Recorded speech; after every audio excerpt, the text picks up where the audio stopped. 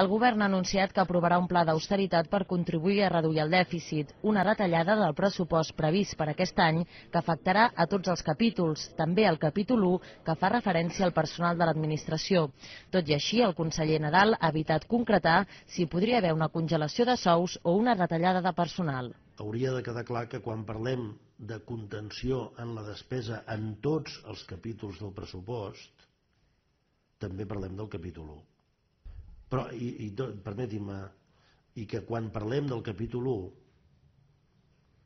és evident que emanen els acords de caràcter general que afecten a la funció pública. El govern està disposat a estrènyer el cinturó per contribuir a reduir el dèficit estatal, però ha avisat al govern espanyol que les comunitats autònomes no poden assumir soles la retallada. Però no es podrà derivar tota la retallada cap a una administració. No es pot dir, ara toca a les comunitats, no, toca a tothom.